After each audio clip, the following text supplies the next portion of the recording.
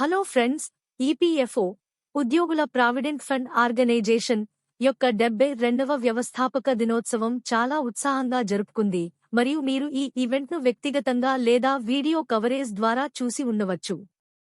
వేడుకలు గ్రాండ్గా జరిగాయి, కానీ ఇక్కడ ఈపీఎస్ పెన్షనర్లు మోసపోయారు. ఈ సందర్భంగా సుదీర్ఘ చర్చ జరగగా, కార్మిక మంత్రిత్వ శాఖ సీనియర్ మంత్రి మన్సుఖ్ మాండవియా సుదీర్ఘంగా మాట్లాడారు. ఆయన ప్రసంగాన్ని బట్టి ఆయన ప్రధాని నరేంద్ర మోదీ ప్రసంగాల్లోని పదాలను నేరుగా చదువుతున్నట్లు అనిపించింది. ఈపీఎఫ్ఓ సామాజిక భద్రతను ఎలా అందిస్తోంది అనే దాని గురించి అతను మాట్లాడాడు. అయితే అక్కడ ఏదో తప్పిపోయింది. ప్రత్యేకంగా ఈపీఎస్ 1995 నాటి ఉద్యోగుల పెన్షన్ స్కీమ్ నుండి హాజరైన వ్యక్తులకు కీలకమైనది. మన్సుఖ్ మాండవియా సామాజిక భద్రతకు సంబంధించిన పలు అంశాలను చర్చిస్తున్నప్పటికీ ఈపీఎస్ 95 పెన్షనర్ల పోరాటాల గురించి ఒక్క మాట కూడా మాట్లాడలేదు. ప్రేక్షకుల్లో గుమిగూడినవారు, ముఖ్యంగా పింఛనుదారులు, పెన్షన్ పెంపు, డిఎన్ఎస్ అలవెన్స్ మరియు మెడికల్ సపోర్ట్ కోసం వారి దీర్ఘకాల డిమాండ్ల ప్రస్తావనకు కొన్ని హామీల మాటలు వినాలని ఆశపడ్డారు. అయితే పెద్ద ఎత్తున ప్రభుత్వ పథకాలు మరియు మోడీ పంచ్ ప్రాన్ 5 ప్రమాణాలు గురించి మాట్లాడినప్పటికీ ఈపీఎస్ 95 పెన్షనర్ల యొక్క విలువైన సమస్యలపై చర్చించలేదు, దృష్టి పెట్టలేదు. తెలియని వారి కోసం ఈపీఎస్ 95 పెన్షనర్లు సంవత్సరాలుగా పోరాడుతున్నారు. 8 ఏళ్లుగా వాస్తవానికి కనీస పెన్షన్ 7,500 రూపాయలు, డిఎన్ఎస్ అలవెన్స్ మరియు మెడికల్ బెనిఫిట్స్ వంటి ప్రాథమిక మద్దతు కోసం. వివిధ మంత్రులకు మెమోరాండంలతో సహా వారు నిరంతరం కృషి చేసినప్పటికీ వారి ఆందోళనలు పెద్దగా పట్టించుకోలేదు. ఈ గ్రాండ్ ఈవెంట్ సమయంలో గుర్తింపు లేకపోవడం ప్రశ్నలను లేవనెత్తింది. ఈ పెన్షనర్లను సవతి పిల్లల్లా చూస్తున్నారా? ఇది ఉద్దేశపూర్వక నిర్లక్ష్యమా? ఈపీఎఫ్ఓ వృద్ధి మరియు సామాజిక భద్రతపై దాని ప్రభావం గురించి ప్రసంగాలతో ఈవెంట్ ఒక దృశ్యం అయితే, వాస్తవికత ఏమిటంటే ఈ వ్యవస్థకు సహకరించిన ఈ పెన్షనర్లు ఇప్పటికీ ప్రాథమిక వాగ్దానాల కోసం ఎదురుచూస్తున్నారు. వారి పరిస్థితి భయంకరంగానే ఉంది మరియు వారి కొనసాగుతున్న పోరాటాలకు పెద్దగా గుర్తింపు లేదు. ఈ ముఖ్యమైన సమస్యను ఎందుకు పరిష్కరించకుండా వదిలేశారు? దేశవ్యాప్తంగా 15,000 మందికి పైగా ఈపీఎఫ్ఓ అధికారులు ఉన్నప్పటికీ వారి సమస్యలను ఎవరూ వినడం లేదు ఎందుకు? వ్యవస్థ వారిని విఫలం చేస్తోందని స్పష్టమవుతోంది. గొప్ప ప్రసంగాలు ఉన్నప్పటికీ పెన్షనర్లు ప్రతిరోజూ చనిపోతున్నారు. సరిపడినంత ఆరోగ్య సంరక్షణ మరియు ఆర్థిక సహాయం లేకపోవడం వల్ల దాదాపు 200 ఈపీఎస్ 95 పెన్షనర్లు ప్రతిరోజూ మరణిస్తున్నారు. చాలా మంది పేదరికంలో జీవిస్తున్నారు, ప్రాథమిక వైద్యం పొందలేక, ఇంకా వారి గొంతులు వినబడలేదు. ఈ ఫౌండేషన్ డే ఈవెంట్లో ఈపీఎఫ్ఓ విస్తృత జనాభాకు ఎలా సేవలందిస్తుందనే దానిపై దృష్టి కేంద్రీకరించబడినప్పుడు ఈపీఎస్ 95 పెన్షనర్ల దుస్థితి గురించి ప్రస్తావించలేదు. బదులుగా ప్రసంగాలు భవిష్య నిధి యొక్క భవిష్యత్తును మరియు కార్మికుల భవిష్యత్తును ఎలా భద్రపరచడానికి ఉద్దేశించబడుతుందో హైలైట్ చేశాయి. కానీ ఈ పెన్షనర్లకు ఆ భవిష్యత్తు ఎప్పుడూ సాకారం కాలేదు. వారి విరాళాలు వారి వృద్ధాప్యాన్ని కాపాడటానికి ఉద్దేశించబడ్డాయి, అయితే ఈ వాగ్దానాలను నెరవేర్చడంలో ప్రభుత్వం విఫలమైంది. ఈ సమస్యపై మన్సుఖ్ మాండవియా మౌనంగా ఉండటం విశేషం. మీరు ప్రధానమంత్రి పంచప్రాణ్ గురించి మరియు సామాజిక భద్రత కోసం ప్రభుత్వం చేస్తున్న కృషి గురించి మాట్లాడబోతున్నట్లయితే, వారికి హామీ ఇచ్చిన ప్రయోజనాల కోసం ఇంకా ఎదురుచూస్తున్న పెన్షనర్లను ఎందుకు ప్రస్తావించకూడదు? ఇది స్పష్టమైన పర్యవేక్షణ మరియు ప్రభుత్వ ఉద్దేశాల గురించి తీవ్రమైన ప్రశ్నలను లేవనెత్తుతుంది. ఈపీఎస్ 95 యొక్క పెన్షనర్లు సంవత్సరాలుగా ఓపికగా వేచి ఉన్నారు, నిరసనలు నిర్వహించడం, మంత్రులను కలవడం మరియు వినతులు సమర్పించడం. కానీ వారి పోరాటాలు అపరిష్కృతంగానే ఉన్నాయి. ఈ సమస్య కేవలం పెన్షన్ల గురించి కాదు, ఇది గౌరవం మరియు న్యాయానికి సంబంధించినది. ఈ పెన్షనర్లు కష్టపడి పనిచేశారు, వారి భవిష్యత్తు కోసం ఆదా చేశారు మరియు దేశానికి తోడ్పడ్డారు. అయినప్పటికీ వారు తమ వృద్ధాప్యంలో ఆర్థిక సహాయం లేదా ఆరోగ్య సంరక్షణ సహాయం లేకుండా తమను తాము రక్షించుకోవలసి ఉంటుంది. ప్రభుత్వం వైపు నుంచి చర్యలు తీసుకోకపోవడం కేవలం బ్యూరోక్రాటిక్ సమస్యను పరిష్కరించడంలో వైఫల్యం కాదిది నైతిక వైఫల్యం. ఈ పింఛన్ల కోసం డబ్బు ఇప్పటికే వ్యవస్థలో ఉన్నప్పుడు మీరు ఈ నిర్లక్ష్యాన్ని ఎలా సమర్థించగలరు? నిధులు కార్మికులకు చెందుతాయి, అయినప్పటికీ వారికి న్యాయంగా రావాల్సిన ప్రయోజనాలను తిరస్కరించారు. మిత్రులారా, ఈపీఎస్ 95 పెన్షనర్లలో కోపం మరియు నిరాశ పెరుగుతోంది. ఈ సమస్య ఎప్పటికీ విస్మరించబడదు. చర్యకు సమయం ఆసన్నమైంది. ప్రభుత్వం బూటకపు ప్రసంగాలను ఆపాలి మరియు ఈ పెన్షనర్ల వాస్తవ అవసరాలను పరిష్కరించడం ప్రారంభించాలి. ఇది వాగ్దానాల గురించి మాత్రమే కాదు, ఇది చాలా కాలం తర్వాత ఉన్న వాటిని అందించడం గురించి. పార్లమెంటు శీతాకాల సమావేశాలు సమీపిస్తున్న తరుణంలో ఈపీఎస్ 95 పెన్షనర్లు మరియు వారి మద్దతుదారులందరూ ఏకం కావాలని ఈ ఛానల్ మిమ్మల్ని కోరుతోంది. సమావేశాలను నిర్వహించండి, మీ గొంతులను పెంచండి మరియు మీ ఆందోళనలు వినబడుతున్నాయని నిర్ధారించుకోండి. మీ పోరాటాలు ఫలించకుండా కొట్టుకుపోవద్దు. మీకు అర్హమైన గౌరవం మరియు మద్దతును కోరే సమయం ఇది. ప్రశ్న ఏమిటంటే, ప్రభుత్వం స్పందిస్తుందా లేదా ఈ దేశాన్ని నిర్మించడంలో సహాయం చేసిన వారి గొంతులను విస్మరిస్తూనే ఉంటుందా? మనం తెలుసుకోవాలి మరియు మనం నిజమైన చర్యను చూడాలి. ముఖ్యంగా ఈపీఎస్ 95 పెన్షనర్లకు ప్రభుత్వం తన వాగ్దానాలను నెరవేర్చాల్సిన సమయం ఆసన్నమైంది. ఈపీఎస్ 95 పెన్షనర్ల కోసం మనం ఒక్కసారైనా మార్పు తీసుకురాగలమని ఆశిద్దాం. ఈపీఎఫ్ఓ 72వ వ్యవస్థాపక దినోత్సవంలో మంత్రి మన్సుఖ్ మాండవ్య ప్రసంగాన్ని పూర్తిగా చూడండి. మంత్రి ఒక్క గంభీరమైన విషయం చెప్పారు. ప్రసంగాన్ని ఎక్కడా మిస్ కాకండి. ఇది ఈపీఎఫ్ఓ యొక్క పనితీరు మరియు సామాజిక భద్రత పట్ల ప్రభుత్వ విధానంపై విలువైన అంతర్దృష్టులను అందిస్తుంది. అయినప్పటికీ, మీరు చూస్తున్నట్లుగా ఈపీఎస్ 95 పెన్షనర్ల కోసం ఇక్కడ లేవనెత్తిన క్లిష్టమైన సమస్యలను గుర్తుంచుకోండి. ప్రసంగాన్ని పూర్తిగా చూడండి. వారు ఇప్పటికీ తమ సరైన ప్రయోజనాల కోసం ఎదురు చూస్తున్నారు. कवि शिवमंगल सिंह सुमन ने कहा है कि जब कठिन कर्म पगडंडी पर राही का मन उन्मुख होगा, जब सब सपने मिट जाएंगे, कर्तव्य मार्ग सन्मुख होगा, तब अपनी प्रथम विफलता में पथ भूल न जाना पथिक कहीं। अपने भी विमुख पराये बनकर आंखों के सन्मुख आएंगे, पग पग पर घोर निराशा के काले बादल छा जाएंगे, तब अपने एकाकीपन में पथ भूल न जाना पथिक कहीं। और जीवन के इस कर्तव्य पथ पर बिना रुके बिना भटके आगे बढ़ने के लिए हमें जिस कुशल नेतृत्व और मार्गदर्शन की अपेक्षा रहती है, वो निरंतर हमें प्राप्त हो रहा है। फिटनेस प्रेमी, पर्यावरण प्रेमी, ग्रीन एमपी माननीय मंत्री श्रम एवं रोजगार डॉक्टर मनसुख मांडविया जी से 150 किलोमीटर तक लंबी पदयात्रा करने वाले, माय भारत पोर्टल का आह्वान करने वाले सर, आपका स्वागत है यहाँ। प्लीज आइए।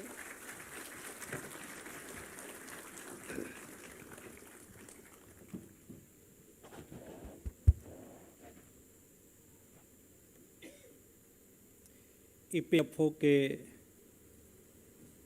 72वां स्थापना दिन के अवसर पर हमारे बीच में उपस्थित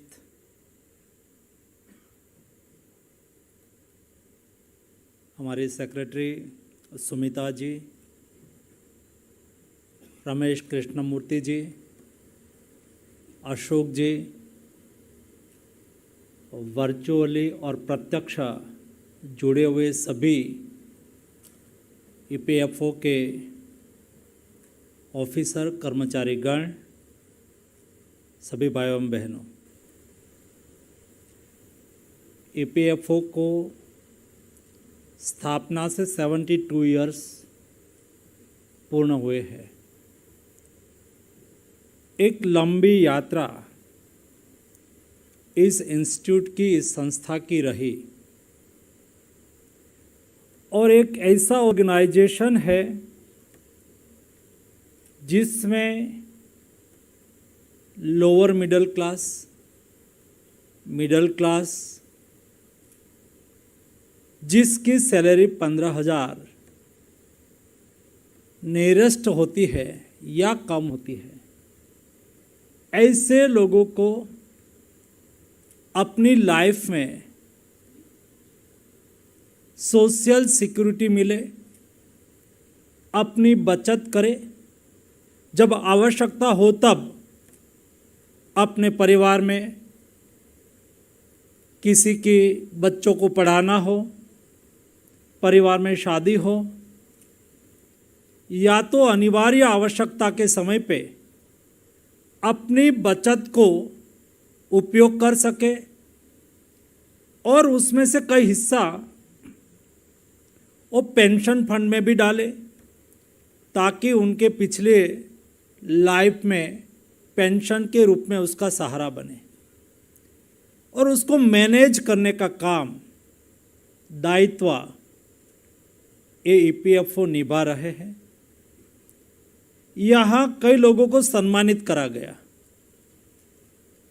जिन्होंने स्वच्छता में अच्छा काम करा हो, स्पोर्ट्स में अच्छा खेला हो, जिन्होंने अच्छी सर्विस प्रोवाइड की हो। ऐसे कई कैटेगरी के यहाँ पुरस्कार दिए गए। जिसको पुरस्कार मिला है, ये सभी को मैं अभिनंदन देता हूँ। और ये 17 लोग जो आज पुरस्कार के अधिकारी बने हैं, उसके साथ मैं सेक्रेटरी साहब को रिक्वेस्ट करूंगा कि मेरे साथ 1-2 घंटे का सेशन करवाइए। मैं इसलिए कहता हूं कि जिसको पुरस्कार मिला है, या तो पुरस्कार हम तब देते हैं आप 15,000 से अधिक एम्प्लॉइज ईपीएफओ में है, उसमें से 17 लोगों को पुरस्कारित करा गया। 17 अवार्ड से शायद 25-30 लोगों को पुरस्कारित करा गया। उन्होंने कुछ विशेष करा है, उत्साह से करा है। और मैं व्यक्तिगत मानता हूँ कि सफल व्यक्ति से कुछ सीखना चाहिए। मैं स्वयं भी सीखना चाहूँगा और मेरे ईपीएफओ को और स्ट्रेंथन करने के लिए उससे मार्गदर्शन भी लूँगा, उसकी एडवाइस भी लूँगा। इसलिए आवश्यक होता है जो व्यक्ति सफल होते हैं जीवन में, कुछ करते हैं, वो सफल होते हैं। भाषण देना बहुत आसान होता है। हम गाड़ी में बैठते हैं और हमारा सहायक हमें एक चिट्ठी दे देता है, रास्ते में हम पढ़ लेते हैं और आधे घंटे भाषण दे देते हैं। वो बहुत बड़ी बात नहीं है। और अच्छा सब लोग भाषण देते हैं तो अच्छा ही देते होंगे, और ये तो सदियों से काम चलता आ रहा है। लेकिन भाषण से जो जितना हम सीखते हैं, उससे ज़्यादा सफल व्यक्ति से हम सीखते हैं। इसलिए सफल व्यक्ति से प्रेरित होना बहुत आवश्यक है। मैं मेरे सभी ईपीएफओ के साथियों को रिक्वेस्ट करता हूं कि ऐसे जिस अच्छी ऑफिस चलती है उसके लिए किसी को सम्मानित करा गया। आप कॉल करके पूछिए, भाई क्या आप कैसे मैनेज करते हो। सबसे ज़्यादा ग्रीवेंस रिड्रेसल करा और ग्रीवेंस को खत्म करा, उसको सम्मानित करा गया। आज मेरा आग्रह है कि ग्रीवेंस ईपीएफओ का एक इश्यू है, वो क्या करता है हमें सीखना चाहिए, ताकि उसको पुरस्कारित करा गया और हम हमारी सभी ऑफिस में उनकी सिस्टम को इम्प्लीमेंट करें, उससे सीखें। जिसमें सीखने की इच्छा शक्ति होती है वो व्यक्ति स्वयं अपनी लाइफ में भी सफल होता है और सार्वजनिक जीवन में भी सफल होता है। और इसलिए हम हमेशा स्टूडेंट बन के रहे। और दोस्तों, आपको अवसर मिला है, आपको इस ऑर्गेनाइजेशन में काम करने का अवसर मिला है। यहाँ स्लोगन दिया गया था, हम है ना। हम है तो किसके लिए है? हम जब किसी को कहते हैं कि हम है ना, हम आपके साथ खड़े हैं, उसका प्रतीक के रूप में हमने स्लोगन दिया। इस स्लोगन को चरितार्थ करने में हम कहाँ पर है, हमें स्वयं को उसका एनालिसिस करना चाहिए। और दोस्तों, जब आप सुबह में काम पे जाते हैं तब हमें इस स्लोगन को स्मरण करके जाना चाहिए। और जब सोते हैं तब, रात को सोने जाने के पहले हमें उसका फिर से स्मरण करना चाहिए कि आज हमने किसी को मदद करी क्या? क्या हमने फॉर्मेलिटी करी है? आपके पास कोई आता है, नीडी व्यक्ति है, आपके पास कोई आता है, काम लेके आता है, छोटा व्यक्ति है, आपको वहां नहीं जाना है, वो आपके पास आता है। जब आपके पास आता है तो आप उसको दो बात बोल सकते हैं कि आप जरा खड़ा रहिए, मैं करेक्शन करके देखता हूं। आपने करेक्शन करा और उसमें कुछ गलती हो, वो कुछ फॉर्म भर के आए हो, आप कहेंगे कि मैं देख लेता हूं। देखने के बाद आप कहें जरा इतनी चीजें चेंज करके लाओ और उसमें ये चेंज करना है। दोस्तों केवल इतना कहेंगे ना, ये नहीं होगा, कल आना, तो छोटा आदमी कब कल आएगा? क्या हम उसके इश्यू को इमीडिएट एड्रेस करते हैं क्या? दोस्तों मुझे लगता है इस मिनिस्ट्री में मुझे 5 महीने हुए हैं, उसके पहले मैं 5 मिनिस्ट्री कर चुका। एक बार कोई इंस्टीट्यूट के काम करने वाले टीम की इच्छा शक्ति बन जाती है कि हम हैं ना, हम सहयोग करने के लिए तैयार है, हम आपके लिए है, ये मेरा कर्तव्य है, मेरा दायित्व है, मुझे करना चाहिए। ये भाव संस्था के सभी कर्मी और सभी अधिकारी के मन में आना चाहिए। दोस्तों सफलता उसके पर होती है, और मोदी जी ने हमें कहा है कि 2047 में हमें विकसित भारत बनाना है। जब विकसित भारत बनाने की बात मोदी जी ने कही तब केवल नारा नहीं दिया, लेकिन 2022 15 अगस्त को रेड फोर्ट से उद्बोधन करते हुए प्रधानमंत्री जी ने अपने उद्बोधन में कहा कि हमें विकसित भारत के लिए 5 प्रण लेना होगा। और दोस्तों एक व्यक्ति से देश आगे नहीं बढ़ सकता है। 140 करोड़ की जनसंख्या का हमारा देश एक संकल्प से आगे बढ़े, और इसलिए मोदी जी ने कहा कि हम देश के 140 करोड़ की जनता, हम 5 प्रण लेते हैं। 5 प्रण के आधार पर हम हमारे देश को विकसित बनाएंगे। पहले कहा कि विकसित भारत हमारा संकल्प है। दूसरा प्रण लिलवाते हुए कहा कि हम गुलामी की मानसिकता को छोड़ देंगे। ये देश हजारों साल तक परतंत्र रहे हैं।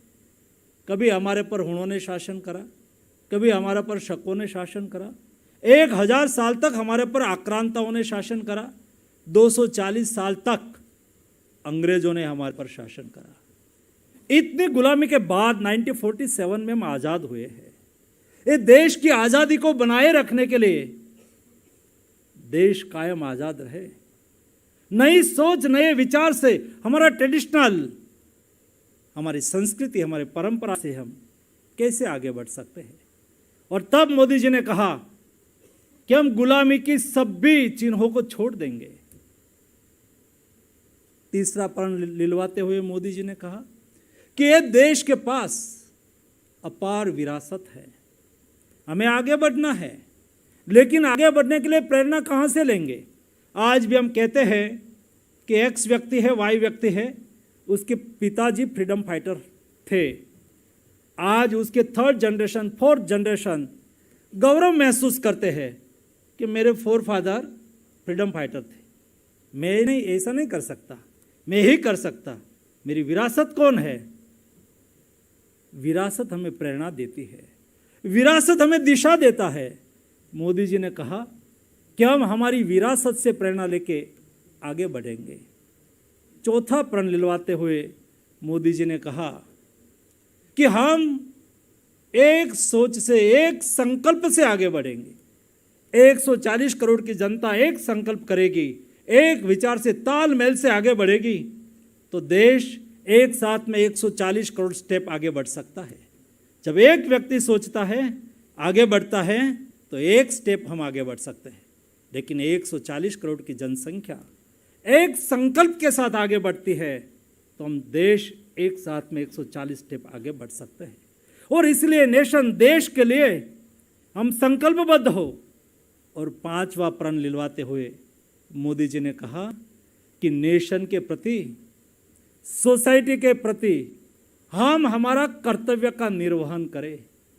जब हम नेशन से अपेक्षा रखते हैं, किसी से भी अपेक्षा रखते हैं, तब हमारा कर्तव्य उसके प्रति भी होता है। 140 करोड़ की जनता नेशन के प्रति अपना कर्तव्य का निर्वहन जब चालू कर देगी, तब दोस्तों कमिटमेंट जुड़ जाएगा, और जब कमिटमेंट जुड़ जाता है तो व्यक्ति डेडिकेटेड हो जाता है, और व्यक्ति कमिटमेंट और डेडिकेशन के साथ काम पे लग जाते हैं तो समस्या कितनी भी बड़ी क्यों न हो, समाधान ऑटोमेटिक मिल जाता है। दोस्तों, हमारे ईपीएफओ के सभी साथियों से मेरी अपेक्षा है, आज सोशल मीडिया में क्या हमारे लिए कमेंट आती है हम देखें, न्यूज़पेपर में क्या न्यूज आती है हम देखें, ना केवल पढ़े लेकिन उसके सॉल्यूशन पर हम विचार करें। 15,000 से अधिक जनसंख्या में हमारा परिवार है, उसमें से कई एक्सपर्ट लोग होंगे। ऐसा आवश्यक नहीं है कि आप यही जॉब में आ गए हैं तो दूसरा, कई लोग आईटी में एक्सपर्ट होंगे, कई लोग इकोनॉमिक्स में, स्टैटिस्टिक में एक्सपर्ट होंगे, कई लोग अलग अलग विषय से अपनी एजुकेशनल बैकग्राउंड भी अलग अलग होगा, रुचि का विषय भी अलग अलग होगा। क्या हम सब लोग अपनी अपनी रुचि के लोगों को ढूंढ के हमारे ईपीएफओ में जो इश्यू है उसको हम कैसे एड्रेस कर सकते हैं, उसके ऊपर क्या हम सोचते हैं कि हमें वोट देनी चाहिए? दोस्तों, ट्रेडिशनल तरीके से चलने से हम लॉन्ग टाइम के लिए सर्वाइव नहीं कर सकते हैं। समय के साथ बदलाव आवश्यक होता है और वही समय के साथ टिक सकता है। हमें टिकना है और देश की सेवा करनी है, इस संकल्प के साथ हमें आगे बढ़ना है। हमें हमारा कर्तव्य का निर्वहन करना है। एक बार जो आपको आपका कर्तव्य का निर्वहन करने की सोच बन जाएगी तो मैंने सेकंड में जो बात कही ऑटोमेटिक आपके मन में आने लगेगी। ये इश्यू है, हम एड्रेस करेंगे, ये हमारी जिम्मेवारी है। ये केवल सीपीएफसी की ही जिम्मेवारी नहीं है, सेक्रेटरी की ही जिम्मेवारी नहीं है। मंत्री जी आके हर वीक में 2 बार हमारे सामने बैठ जाता है, ये क्या केवल मनसुख मांडविया की एक की जिम्मेवारी है? जी नहीं। हमें केवल टकोर करे, सोसाइटी टकोर करे, कोई न्यूज से कोई चीज़ निकल के आए, अरे कोई हमारे लाभार्थी हमारे पास आए, 2 सेंटेंस बोले, कभी हमसे गुस्सा करे, उससे हम सीखे, तब जाके हम ईपीएफओ को दुनिया में नंबर 1 कर पाएंगे। दोस्तों, मैं चाहता हूँ कि हमारी संस्था, हमारी इंस्टीट्यूट और ऑर्गेनाइजेशन के लिए एक प्रेरणा का केंद्र बने।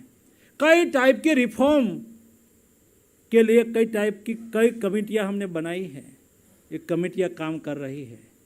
हमें पेंशन कवरेज को और बढ़ाना है, हमें आईटी प्लेटफॉर्म को रोबस्ट करना है, हमें ग्रीवेंस रिड्रेसल के लिए बेस्ट सिस्टम बनाना है, हमें लाभार्थी यानी कि हमारे जो पार्टनर है उसके सेंट्रिक बिहेवियर और सिस्टम खड़ी करना है। दोस्तों, उसके लिए हमें सामूहिकता से काम करना होगा, एक दूसरे को सुझाव देना होगा, इनपुट्स देना होगा। कोई भी काम हमें बर्डन नहीं लगना चाहिए। कोई भी लेटर परिपत्र आएगा उससे हमें आहूत नहीं होना चाहिए। दोस्तों, जो काम करता है, मेरा नेचर और स्वभाव है, काम करता है उसको रिवॉर्ड मिलना चाहिए। कोई काम करता है, मेहनत से काम करता है, और जब काम करता है, गति से काम करता है, रोड पे भी फास्ट गाड़ी चलती है तो छोटा सा पत्थर भी जर्क देता है। दोस्तों, कोई काम करने के इरादे से कुछ गलती भी हो जाए तो मैं उसको गलती नहीं मानता, लेकिन नहीं करने को हम सेटिस्फैक्शन लेवल ना माने। कई बार हम मान लेते हैं कि हम करेंगे तो कभी फंसेंगे, नहीं करेंगे तो सीआर पॉजिटिव ही लिखा जाएगा। जी नहीं, ऐसा सीआर हमें नहीं लिखवाना है। हमें कुछ करके हमारा पॉजिटिव सीआर आपार लिखवाना है और उसके लिए हमें संकल्प करना है। हम डेडिकेशन से काम करेंगे, मेहनत से काम करेंगे। जो भी डिसीजन हो उसमें मेरा भी कुछ कंट्रीब्यूशन हो, इस टाइप का वर्क कल्चर हमें डेवलप करना है। आज 72 ईयर्स पर हम हैं। जब देश आज़ादी का शताब्दी वर्ष मनाता हो, विकसित भारत 2047 में रेड फोर्ट से देश के प्रधानमंत्री जब भाषण करेंगे, तब दोस्तों ये हमारा ईपीएफओ का फंड आज 25 लाख करोड़ है, उसे 3-4 टाइम ज़्यादा होगा। यही आपका फंड सोशल सिक्योरिटी भी देगा और नेशन निर्माण में भी कंट्रीब्यूट भी करेगा। ये जज्बा के साथ हमें काम करना चाहिए। और दोस्तों, लास्टली यहाँ हमारे 2 रिटायर्ड ऑफिसर को हमने सम्मानित करा। दोस्तों, आप भी आज काम कर रहे हैं, कल रिटायर्ड करके जाएंगे, लेकिन कोई व्यक्ति जाता है तो पद चिन्ह छोड़ के जाता है। आप कोई जगह पे गुजरेंगे तो आपका पद चिन्ह वहाँ रह जाता है। आप जिस ऑफिस में काम कर रहे हैं, आपके जो लाभार्थी है, आप ऑफिसर है, जहां भी है वहां आपकी ट्रांसफर हो या तो आप रिटायर्ड हो और उसके बाद 5 साल 10 साल तक लोग हमें याद करते रहे कि ईपीएफओ में ये ऑफिसर था ना हमारे यहाँ, उन्होंने इतना सहयोग करा था। और दोस्तों, जब आप करके जाते हैं ना, तो जो प्रेजेंट ऑफिसर होते हैं, मैंने ऐसे कई अफसर को देखा है, 10-10 साल रिटायर्ड करने के लिए हो गया हो, ट्रांसफ़र होने से भी हो गया हो, लेकिन वहाँ आके उसका नाम गौरव से बोलते थे, साहब आप हैं, लेकिन वो भी एक ऑफिसर था, वो यहाँ बहुत अच्छा करके गया था। मैं अपेक्षा रखता हूँ कि मेरे 15,000 से अधिक सब भी मेरे ईपीएफओ के परिवारजन यही पद चिन्ह छोड़ के अपनी कैरियर से आगे बढ़े। आप सबको मेरे ओर से हार्दिक शुभकामनाएं। धन्यवाद।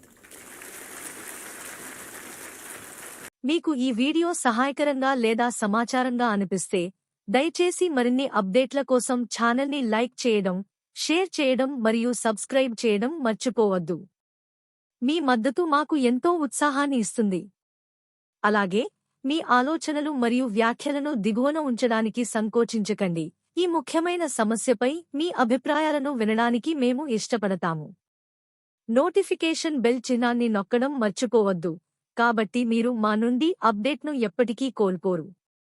ఈపీఎస్ 95 పింఛనుదారుల పోరాటాలపై గళం విప్పడంతో పాటు ప్రభుత్వం దృష్టికి తీసుకురావడం కొనసాగిద్దాం. కలిసి మనం ఒక మార్పు చేయవచ్చు. ఈ వీడియోను చూసినందుకు ధన్యవాదాలు మరియు తదుపరి వీడియోలో కలుద్దాం. జాగ్రత్తగా ఉండండి మరియు బలంగా ఉండండి.